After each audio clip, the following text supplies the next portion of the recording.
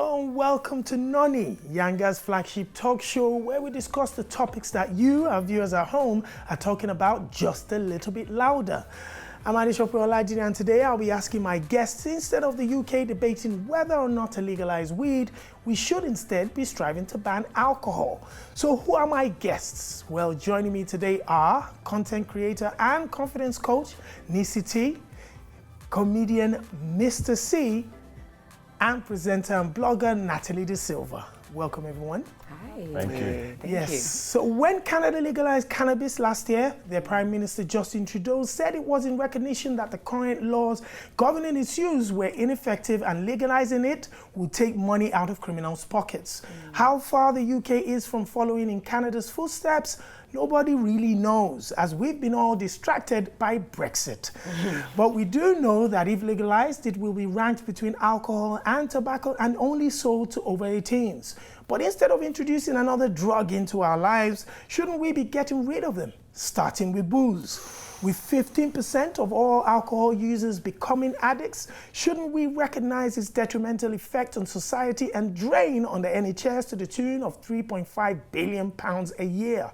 And look at how we've normalized the effects of alcohol abuse in society, to the extent that we just tolerate drunken brawls in our cities at the weekend. Panel, can you name a street drug that leads to the type of aggression and poor decision-making that alcohol does? I'm of course talking about 3,000 people being killed or seriously injured on our roads every single year. So should all the money and research that is currently being spent on looking at how we decriminalize cannabis be diverted to working out how we successfully ban alcohol? Over to you, panel. What do you think?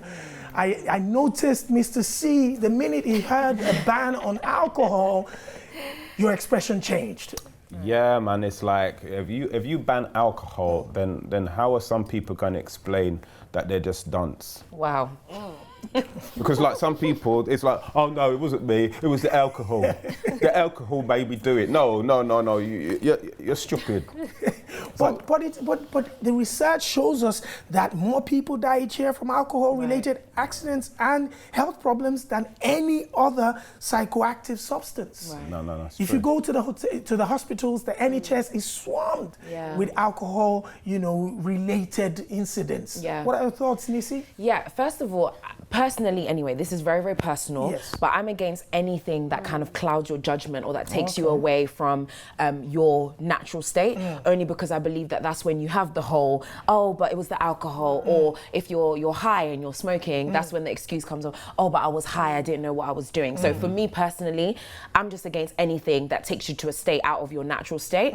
The only issue that I have now with banning alcohol, which by the way, we know that alcohol is an absolutely terrible thing. I've seen how it affects people. I've seen how it destroys families. Let's not even just think about hospitals, but families being destroyed. However, if we then ban it, my worry would be that it creates now another black market. So we get the same issue that we had with weed or with other, drugs, and now it just becomes a case of someone goes around the corner to a dealer to go and get some alcohol from them. So how does it then solve the actual problem itself? But 15% of alcohol, drinkers become addicts. That's a huge percentage, and that still shows that alcohol, regardless of the regulations and the limitations, is still a massive problem in the society. No, it is, and I feel like there just needs to be more restrictions on it. I think it's too loosely infitted in society. But I'll be honest, I do drink, but only on an occasional level, maybe parties, meeting up with friends, so on. But if they do ban it, it won't bother me at all. But I feel like there needs to be more restrictions. It's too loosely out in the market. I think that's where the problem is. People need to know their limits. I think they're not being taught what their limits are. That's why there's a lot of abuse going on. I don't think you can't ban. You cannot ban alcohol in the UK. It's like it's like milk and cornflakes. You cannot separate British people from and booze. No, it can't be done. You can't separate British people and alcohol, but the conversation on legalizing weed has now come to play big time. We've seen the legalization in the United States of America. We've seen Canada. We just saw a couple of MPs traveled all the way to Canada to inspect how it's been done. So is it going to be right for this society to legalize weed? They're not going to legalize it because you know what? There's a certain section of this society who enjoys cannabis, but they don't want everybody to know that they enjoy it as much as everybody else enjoys it. So they don't want to be seen going to get it in Tesco. They want to make sure that they can get it on the quiet from... But the thing is, if you look at the news cycle in recent months, we've seen situations where, you know, cannabis derivatives like oils and all sorts of things. And now the UK is actually the largest producer of certain type of oils around cannabis. So we're getting closer, moving closer to the smoking aspects of it to be legalized. And Mr. C doesn't see that happening. What do you think? To be honest with you, I actually quite agree, but for a different reason. Okay, what's your reason? Agree. I agree, mostly because of how weed is used to basically criminalize people. So we know that a lot of people who sell weed and who are the people that might be the drug dealers or whatever come from, let's say, low income backgrounds, disadvantaged backgrounds, maybe from, you know, ethnic minorities. Don't really like that term, but I use it for the context of this conversation. But again, these are the people that are easily incriminated. You can arrest them. Look at how many people, even in America. America's legalizing weed in all these states, but the majority of people in prison are for non-violent, you know, weed charges or anything like that. And I think that we know that the criminal justice system is a money-making industry. They make billions of pounds every single year, even in this country. So I think there'll be a part of, you know, the higher powers, let's just call them, that will feel like no, because it will take away revenue from them. Speaking about higher powers, also been reported that the husband of the former Prime Minister, Theresa May, actually owns shares in a CBD oil producing organization. Wouldn't surprise me. Not surprised at all. Because I'm sure that the look on her face, I know, say it wasn't just late night to look like that, man. It's not just late. I know Teresa. You're so bad. Yeah. I know a weed user when I see one. But let's make it general now. If someone as high in the society as the partner for the former Prime Minister has shares in a CBD oil producing organization, wouldn't it do him a lot more favors as well if it was legalized and they can go into more production of other parts of cannabis? What are your thoughts on that? I don't think so. I feel like it would be irresponsible to legalize weed in particular. I feel like it will just leave room for more other illegal drugs to be. If you can legalize weed, what other drugs can you legalize? And there's a fine line, I think, that you don't want to cross into that too much. I think what we have to really categorize is there's a difference between weed and cannabis. So if we're talking about cannabis in its natural state, it's not a drug, it's a herb. You know what I mean? So it definitely is medicinal. So if we're talking about cannabis in its natural state, then I think there should be room for that to be properly legalized. However, when you're talking about these other synthetic weeds, and they should never be legalized in any shape or form. But what's stopping people from, if they get cannabis in its natural state, to make that into weed? Do you know what I mean? It's going to create the same side. Someone you would know very well, Mr. C, is comedian Chris Rock, who has famously said that black people are always being always stopped from making money in different areas. And the conversation has said that perhaps if you look at the legalization of weed in America, the organizations and the majority of the people that are involved in the monetary aspect of it nowadays are of a particular race.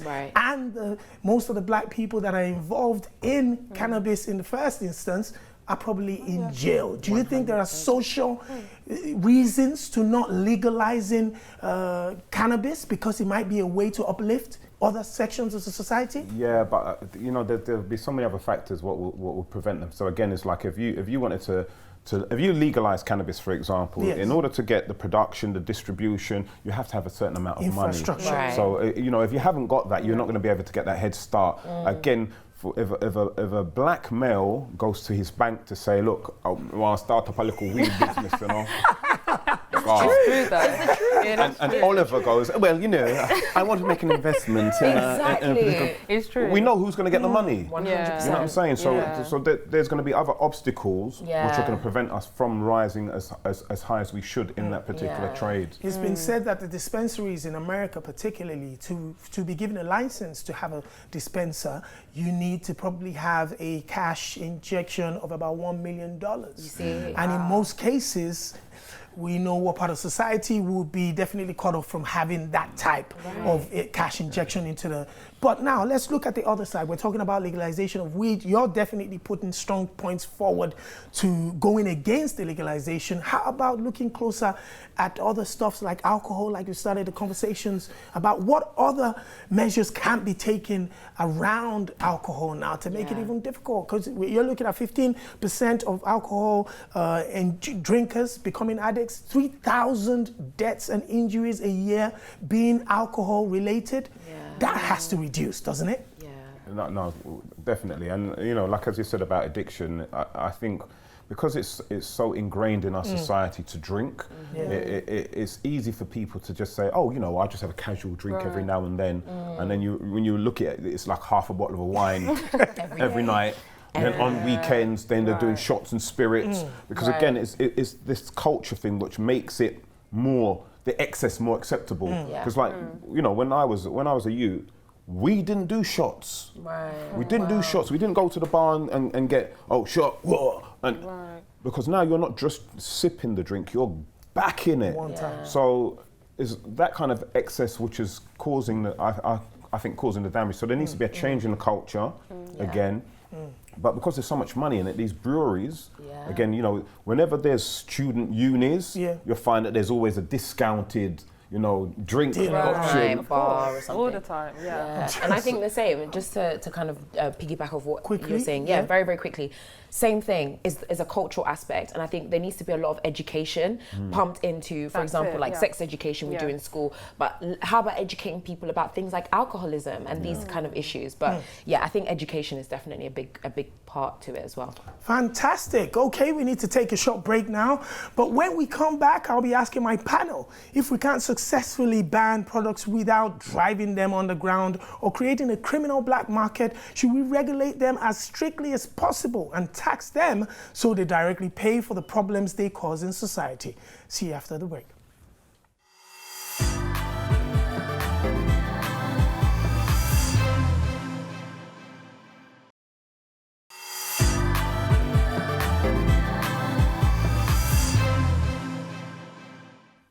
Welcome back to NONI with me, Adesope Olajide, and my guests, Nisi T, Mr. C, and Natalie De Silva. Before the break, I asked my panel, should we ban alcohol instead of preparing to legalize cannabis? And now I have another scenario for them to consider. If history has taught us anything, it is that banning stimulants or curtailing vices leads to black markets created and controlled by criminals. Just look at US prohibition in the 1920s that gave rise to Al Capone and the Chicago gangsters. We could argue that the war on drugs has been a modern-day replica of that failed policy. So does banning things outright often lead to outcomes that are arguably worse for the society? Let's hear your thoughts, and I'll go straight to Mr. C. I know you know a lot about the 1920s and the prohibition. The good old days, man. Oh, I remember them fondly. Oh, come on. Me and Lucky Luciano were friends, man. So what are your thoughts about banning, you know, things outrightly? Does it create a criminal on the world? Definitely. Wherever there's a market, especially a market like there is in the UK for booze, if you ban booze, oh my gosh, I reckon I might even think about making a little, you know, make a little rum in the back garden and everything and sell it, because I know there'll be a market for it, without a shadow of a doubt. And then also what that would lead to as well is that because we've, you know, like I went Ibiza earlier on this year. And I went to one of those places where they say, you buy your ticket, you can drink all you want all night. And some of the drink, that was not authentic alcohol. That's what one of my friends actually told me a few days ago, that the drink isn't as strong as the authentic one. It's not even that, it's dangerous because some of it is like antifreeze, and so what will happen, you'll get another segment of society who will take advantage of that and put poison out there. So it has to be regulated. And I think it's very very difficult to. I know to say that Nisi you were very strong on education in terms of if it has to be regulated.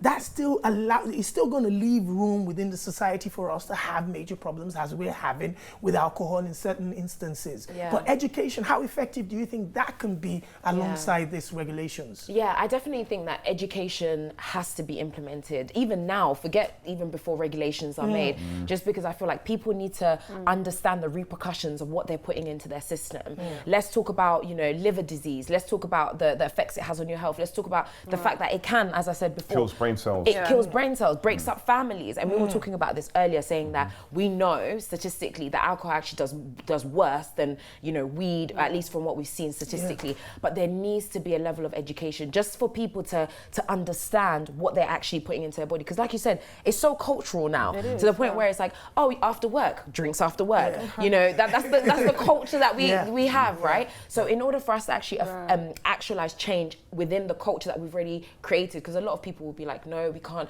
you know, it's a part of our culture, it's a part of the way things always have been. There needs to just be some form of education for people to understand. So maybe, I don't know if it's schools, I don't know if it's, you know, going into kind of like what we have on cigarette packets and putting on the stickers, the labels. I don't know if that actually helps. I don't. But some things that we can implement to try and what make a about difference. this notion that perhaps government have a track record of banning things that make people happy, prostitution, alcohol, now cannabis? Is it government just trying to always interfere with just the natural order of life when people like to enjoy themselves? I think if they start to do that, it'll become very dangerous. I feel like it'll become in other countries where governments control everything from internet, from what you buy. Let's say, for example, North Korea, they do that. They control everything, and look how that's causing the impact on the people who live there. So I feel like instead of having complete ban, like Nissi was saying, education, I cannot stress this enough. Tell your kids, schools especially, make sure they know all the problems that this can cause when you're banning things in particular, but make sure you also teach them how to, if you prefer to maybe drink, you can drink, but there's limitations. So there's always a risk and take. I was just going to say as well, rather than creating a restricted society, create a responsible one. Allow people to be responsible for their actions and the things that they're doing. So show them that actually, listen, this is what can happen. These are the potential consequences of what you are doing. Because if you don't do that, people, even if you ban it, like we said, black market will be created. People will think that, oh, do you know what? I'll just find a different way of doing it. What about and also as well, let's be honest. There's a segment of society that loves the buzz off of being absolutely wasted on alcohol. They love it. How do you get home? Oh, I don't know how to get home, mate. Oh, I tell you what, mate. I was absolutely paralytic, mate. Oh my God. Oh God, look, I tell you, mate. Seriously, never been like that before in my life. And then and then coming out for a drink, like, oh yeah, come on, let's go. They love the escapism. I'm not gonna lie to you. There has been times where I've done that in the past. It's the buzz of it, but obviously I've known to be responsible, and I've made that choice, and I haven't taken that. In terms of being responsible as well, are we putting too much? You know, are we expecting too much of the society and individuals to say this is the right limit to go to and this is not the right limit to go to? Because if we're talking about responsibility, I think that has to come with maturity and also respecting the law to some extent. However, not everybody abides by it. No, it's so true. So not everyone abides to it, and I feel like in society anyway, you would always get individuals that would not follow the rules. It just happens. Was you pointing at me when you said No, I promise you, not you. Just in general.